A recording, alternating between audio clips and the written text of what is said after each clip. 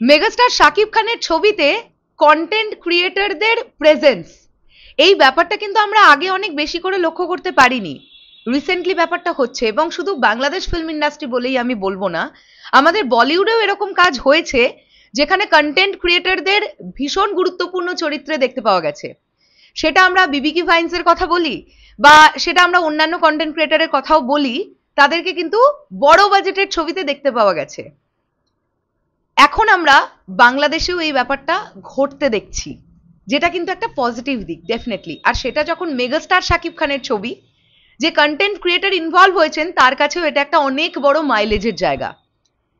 জনপ্রিয় content creator Rakin Afsar, তিনি কিন্তু সোলজার সিনেমায় যুক্ত হয়ে গেছেন। যদিও বেশ কিছুদিন আগে এটা একটা কানাঘুষোয় খবর, ভাষা খবর হিসেবে ছিল আমাদের কাছে, গতকাল কোথাও গিয়ে সেটা একেবারে আমাদের সামনে চলে এসেছে যে একটি বিশেষ গুরুত্বপূর্ণ চরিত্রে কিন্তু রাকিন আফসারকে দেখা যাবে। এটা একটা ভালো দিক আমার কোথাও গিয়ে মনে হয়। দেখো, মেগাস্টার শাকিব খান রিসেন্টলি এখন কন্টেন্ট ক্রিয়েটরদের সঙ্গে কোলাবোরেটেড হচ্ছেন।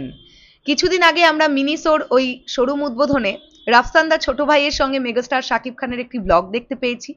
সেখানে আমরা দেখতে পেয়েছি মেগাস্টার শাকিব খান রাফসানদা ছোট ভাইকে খুব ভালোবেসেছেন, খুব স্নেহ করেছেন। আমি আশা রাখবো সোলজার টিম রাকিন আফসারকে একটা সুন্দর ক্যারেক্টার দেবে, যেটা ইম্পর্টেন্ট ক্যারেক্টার হবে একটা ছবির জন্য।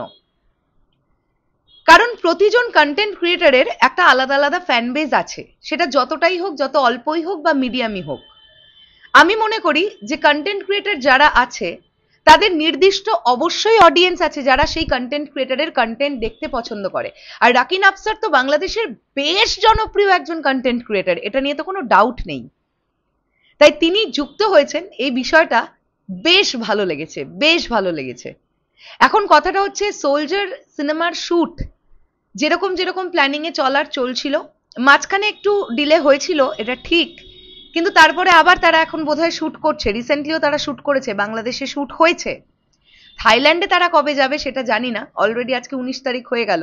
সোলজার টিম থাইল্যান্ডে এখনো তো যায়নি মনে হয়, যদিও 16-17 তারিখ নাগাদ তারা যাবে এটা জানতে পারা যাচ্ছিল। হতে পারে কিছু প্ল্যানিং এ চেঞ্জেস এসছে, হতেই পারে।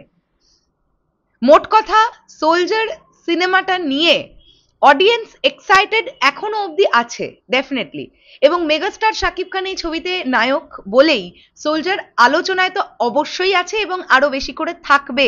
তারা যখন কন্টেন্ট ড্রপ করবে সেটা অবশ্যই একটা ম্যাজিক্যাল ব্যাপার হবে, কারণ মেগাস্টার শাকিব খানের নামটা জড়িত আছে এই ছবিতে।